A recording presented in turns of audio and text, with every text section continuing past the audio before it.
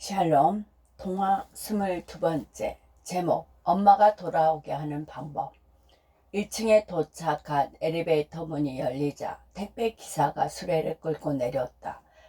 지우는 설레는 마음으로 10층을 누르고 닫힌 버튼을 연달아 눌렀다. 현관 앞에는 택배 2개가 놓여 있었다. 평소에는 택배를 발로 밀어 신발장까지 옮겼지만 오늘은 하나하나 손으로 조심스럽게 옮겼다. 그때 거실에서 엄마 목소리가 들렸다.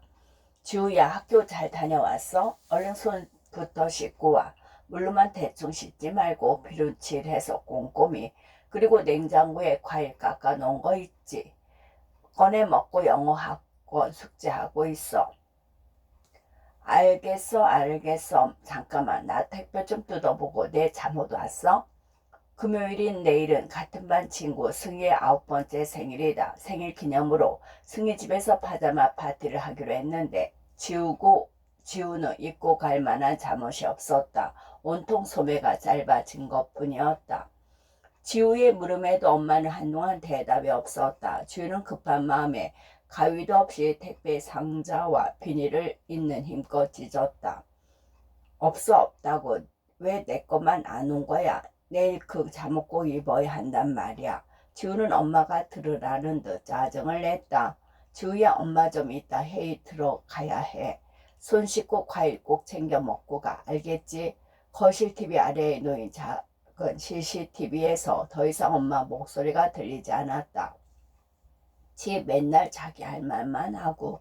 2달 전 엄마 아빠는 거실에 점 CCTV를 설치했다. 교대 근무 때문에 일하는 시간이 뒤죽박죽인 아빠와 다시 회사에 다니기 시작한 엄마 때문에 지우 혼자 집에 있는 시간이 많아졌기 때문이다.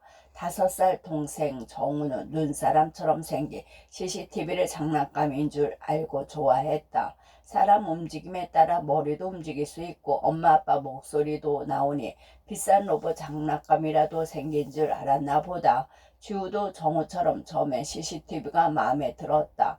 집에 혼자 있을 때마다 CCTV를 엄마 아빠가 지켜주고 있다고 생각하니 마음이 놓였다.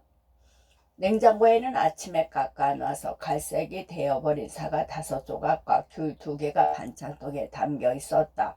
지우는 냉장고 문을 열고 선체로 엄마가 껍질까지 까놓은 귤 하나를 집어서 입에 통째로 넣었다. 그때 CCTV에서 또다시 엄마 목소리가 들려왔다. 김지우, 냉장고 문을 열어놓고 서서 먹으면 어떡해?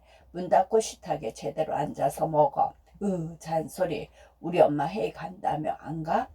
지우 말에 이번에도 엄마는 대답이 없었다. 지우는 익숙한 듯 한숨을 내쉬고 냉장고 문을 꽝 닫았다. 엄마는 바빠 죽겠다면서 꼭 이런 순간에만 귀신같이 나타났다 사라져 버렸다. 지우에게 CCTV는 이젠 더 이상 자신을 지켜주는 친구가 아니라 지우를 감시하고 귀찮게 하는 기계일 뿐이었다. 저녁 먹을 시간이 되자 정우와 놀이터에 나가 있던 아빠가 집에 돌아왔다. 오, 내 택배인가? 지우는 아빠가 가지고 들어온 택배부터 허겁지겁 뜯었다. 비닐을 뜯자마자 지우가 가장 좋아하는 강아지 캐릭터가 그려진 부드러운 수면 잠옷이 나타났다. 입자마자 잠이 들 것 같은 부드럽고 포근한 잠옷이었다. 아빠, 내일 내 잠옷이 제일 귀엽겠지, 응? 내 것도 사줘. 나도 누나처럼 저는 잠옷 사달라고. 으앙. 아빠는 정우를 달래며 엄마에게 전화를 걸었다. 나 곧 출근해야 되는데 언제 와? 엄마는 오늘도 야근이었다. 할 수 없이 아빠는 오늘도 지우에게 이 한마디를 남기고 출근했다. 지우, 너만 믿는다. CCTV 보고 있을 테니까 무서워하지 말고 엄마 올 때까지 정우랑 잘 있어. 알겠지? 며칠째 반복되는 일이었다. 정우는 오늘도 엄마 아빠 없이 울다 지쳐 잠들고 말았다. 이런 날은 지우도 쉽게 잠이 오지 않았다. 하지만 오늘은 걱정 없었다. 입자마자 스르르 잠이 올 것 같은 포근한 새 잠옷이 있기 때문이다. 하지만 이상하게 새 잠옷도 소용이 없었다. 잠이 오지 않으니 기다리던 내일이 더 느리게 오는 것만 같았다. 아침에 일어나자마자 지우는 엄마에게 달려갔다. 엄마, 오늘은 무조건 아빠 출근하기 전에 와야 해. 나 오늘 학교 끝나고 바로 승인의 집 가는 거 알지? 엄마는 아침 식사와 출근 준비를 동시에 하느라 정신이 없어 보였다. 알겠어, 알겠어. 지우는 그 말을 철석같이 믿었다. 생일 주인공인 승희는 레이스가 잔뜩 달린 공주 드레스 잠옷을 꺼냈다. 예쁘지? 우리 아빠가 유럽 출장 갔다가 사온 거다. 엄청 비싼 거래. 모두 승희의 잠옷을 부러운 듯 쳐다봤다. 하지만 지우의 취향은 아니었다. 지우는 예쁜 것보다 귀여운 게 더 좋았다. 지우는 자기 잠옷보다 더 귀여운 잠옷을 가지고 온 친구는 없을 거라 확신했다. 드디어 두근거리는 마음으로 가방 속에 있는 잠옷을 집는 순간 방송을 열고 승희 엄마가 들어왔다. 방문을 열고 승희 엄마가 들어왔다. 지우야 어쩌지? 오늘 엄마가 회사에 급한 일이 생겼다고 지우가 집에 와야 할 것 같다는데 안 그럼 동생이 집에 혼자 있어야 한다면서. 울면서 집으로 돌아온 지우는 CCTV 위에 잠옷을 세게 집어 던졌다. 지우야. 두꺼운 잠옷에 가려진 CCTV에서 엄마 목소리가 희미하게 들려왔다. 시끄러워. 시끄럽다고 아무 말도 하지마. 듣기 싫어. 지우야 알겠어. 일단 잠옷 좀 치워봐. 하나도 안 보여. 보지마. 아무 말도 하지마. 나도 엄마 못 보잖아. 내 말도 안 들어주잖아. 약속도 지키지 않고 계속 그 안에서 혼자 보고 혼자만 말할 거면 평생 거기서 살아. 지우는 홧김에 마음에도 없는 말을 하며 참았던 눈물을 터뜨렸다. 지우가 울자 정우도 따라 울기 시작했다. 시끄러운 울음소리와 잠옷에 덮여 엄마 목소리는 아까보다 더 작아졌다. 지우야 지우야. 지우는 이 모든 게 저 CCTV 때문이라고 생각했다. CCTV가 없을 때는 이렇게 지우와 정우만 집에 두고 엄마 아빠가 사라지는 일도 없었기 때문이다. 정우야 우리 저 CCTV 부숴버리자. 그럼 엄마도 예전처럼 빨리 올 거야. 정우는 지우 말을 듣자마자 방에서 커다란 카본 로봇을 가지고 왔다. 얘가 내 장난감 중에 제일 힘센 새야. 얘는 뭐든지 다 무찔릴 수 있어. 정우는 CCTV를 덮고 있던 잠옷 위로 로봇 다리를 때리찍었다. 이야 퍽퍽퍽퍽. 하지만 이 정도로는 어림도 없었다. 지우는 주변을 둘러보다가 아빠가 정우에게 선물한 장난감 자동차를 발견했다. 정우 옆에 지우까지 탈 수 있을 정도로 커다란 자동차다. 정우야 얼른 타. 운전대를 잡은 지우 옆에 정우가 앉았다. 이제 바닥에 내려놓은 CCTV를 향해 전속력으로 달리기만 하면 됐다. 자 간다 출발. 그때였다. 잠깐만. CCTV에서 나는 소리였다. 근데 엄마 목소리가 아닌 다른 목소리였다. 여자 같기도 하고 남자 같기도 하고 어릴 적 엄마가 읽어주던 동화책 속 호랑이 목소리 같기도 했다. 지금 날 밟고 지나가면 3초 정도 시간이 지나자 CCTV가 이어서 말했다. 그럼 너희 엄마는 영원히 이 안에 갇히게 될 거다. 혹시라도 내가 부서지면 너희 엄마도 같이 부서지는 거야. 알겠니? 지우는 그 말을 듣는 순간 자기도 모르게 장난감 자동차 엑셀에서 발을 뗐다. 뭐라고? 역시 네가 범인이었구나. 우리 엄마를 빼앗아간 거 당장 우리 엄마 돌려주란 말이야. 무슨 소리야? 난 너희들의 안전을 위해 잠도 못 자고 일해왔다고. 그리고 이건 네가 바라던 게 아니었어. 아까 전에 분명히 그랬잖아. 엄마 보고 평생 이 안에서 살라고. 그건 화가 나서 했던 말이고. 우리 엄마 어딨어? 당장 우리 엄마 돌려줘. 당장. 지우는 엄마 핸드폰으로 전화를 걸었다. 엄마가 진짜 CCTV에 갇힌 건지 확인하기 위해서였다. 그런데 통화 연결음이 계속 나올 뿐 엄마는 전화를 받지 않았다. 몇 번을 다시 걸어도 마찬가지였다. 뭐야? 진짜 저기 갇힌 거야? 지우가 울먹거리자 정우가 CCTV를 향해 고래고래 소리를 질렀다. 엄마.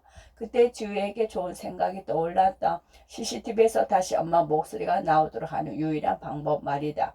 김정우 너는 화장실 불이랑 안방 불이랑 작은 방 불 다 켜고 와 얼른. 응 그럼 엄마한테 혼났는데. 바보야 엄마가 다시 나타나려면 이 방법밖에 없다고 얼른. 정우는 그 말을 듣자마자 여기저기 뛰어다니며 신나게 불을 켜고 다녔다. 지우는 냉장고 앞에 서서 침을 꼴깍 삼켰다. 잠시 후 숨을 깊게 내쉬고 비장한 마음으로 냉장고 문을 열었다. 그러고는 눈을 찔끔 감았다. 이것만큼은 안 하려고 했는데 어쩔 수 없었다. 지우는 냉동실 문까지 활짝 열어 젖혔다. 그리고 마음속으로 숫자를 셌다. 정우와 지우가 이런 행동을 할 때면 엄마는 셋을 세기도 전에 집에 떠나가라 소리를 질렀기 때문이다. 하나, 둘, 지우는 평소보다 조금 느리게 숫자를 셌다. 이렇게 엄마의 잔소리가 그리워진 적은 처음이다. 셋, 그 순간 현관문이 벌컥 열리며 엄마가 들어왔다. 김지우, 김정은, 지금 방마다 불 다 켜놓고 뭐하는 거야? 지우, 너는 냉장고 냉동실 문까지 열어 젖고 거기서 뭐해? 빨리 안 닫어?